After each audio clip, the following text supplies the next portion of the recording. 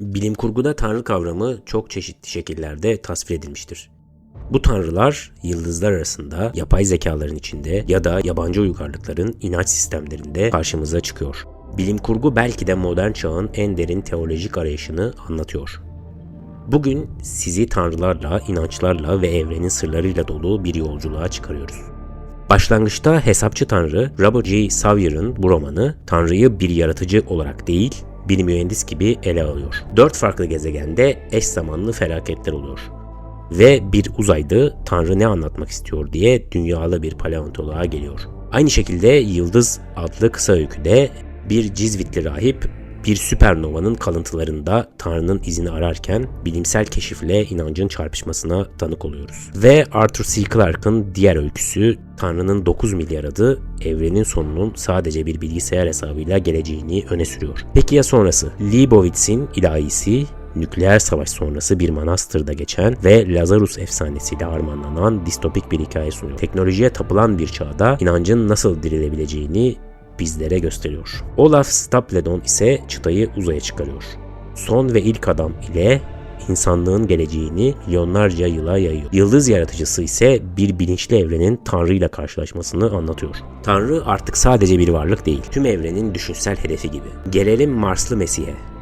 Yaban diyarlarındaki yabancı, Marslılar tarafından büyütülen bir insanın dünyaya dönüp kendi dinini kurmasını anlatıyor. Grok kavramı burada öne çıkıyor. Bir şeyi sadece bilmek değil, içselleştirmek anlamında, adeta modern mistisizmin özeti gibi. Orson Scott Card'ın Ender serisi ise ruhun önceden varlığı, masumiyet, tanrısal öngörü ve nefsin terbiyesi gibi temaları işler. Uzaylıların bile İncil'i kendi bakış açısıyla yorumlaması evrensel bir din anlayışı kuruyor. Bu da gösteriyor ki inanç sadece dünyaya ait değil. G.C. Lewis'in Uzay üçlemesi de benzer şekilde bilim kurguyu Hristiyan teolojisiyle birleştiriyor.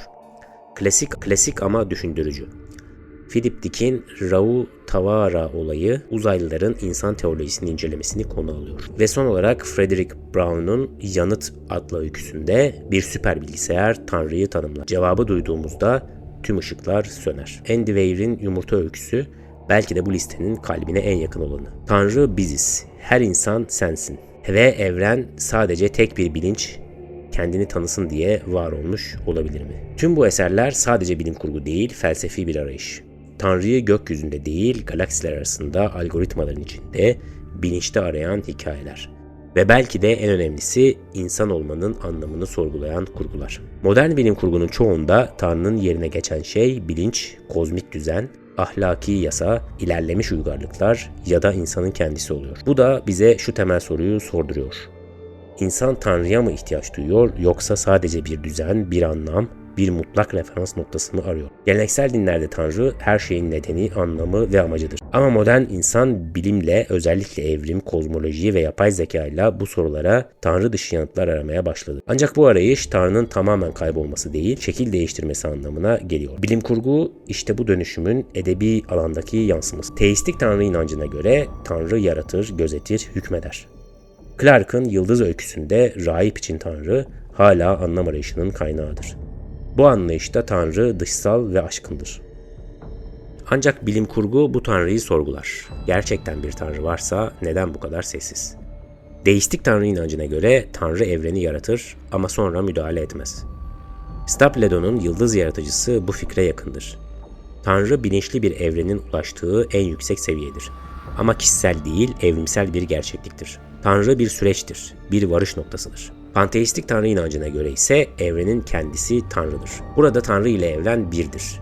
Yumurta öyküsünde olduğu gibi her insan aynı özden gelir. Tanrı aslında tüm varlığın toplamıdır. Bu görüş Spinoza felsefesiyle uyumludur. Tanrı doğadır, doğa Tanrı'dır. Simülasyoncu Tanrı ise yaratıcı zekadır. Ama bilgisayarvari yapıdadır. Tanrı'nın 9 milyar adı veya hesapçı Tanrı'da Tanrı bir sistemin yöneticisi gibidir. Matematikle varlık sürdürür. Bu anlayış postmodern bir yorumdur. Tanrı bir yapay zeka olabilir mi? Bu yaklaşım simülasyon teorisiyle de kesişmektedir. Ahlaki Tanrı ise içsel prensip olarak Tanrı'ya karşılık gelir. Ender serisi ve küçük tanrılarda Tanrı dışsal bir varlık değil, içimizdeki ahlaki vicdan olabilir. Bu Feuerbach'ın ve Nietzsche'nin fikirlerine yakındır. Tanrı insanın ideal benliğidir. Bu eserlerden çıkarılabilecek en güçlü felsefi tez şudur: İnsanlık Tanrı'yı değilse bile anlamı asla terk edemiyor. Tanrı burada bir sembol. Anlamın, düzenin, ahlakın, geleceğin veya korkunun adı. Bilim kurguda Tanrı bazen fiziksel bir varlık, bazen sadece bir fikir olarak karşımıza çıkıyor. Ama hep var. Çünkü insan zihni neden ve niçin sorularını sormaya devam ettikçe Tanrı düşüncesi de biçim değiştirerek yaşamaya devam edecek. Nietzsche Tanrı'nın öldüğünü söylerken aslında şunu kastediyordu: Artık mutlak anlamı geleneksel tanrısal kaynaklardan bekleyemeyiz. Bilim kurgu ise bu ölümün ardından neyin geleceğini sorguluyor. Yeni tanrılar mı? Yapay zeka tanrılar mı?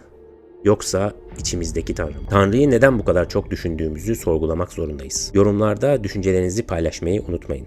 Bu video hoşunuza gittiyse beğenmeyi ve abone olmayı da. Dinlediğiniz için teşekkürler. Sağlıcakla kalın.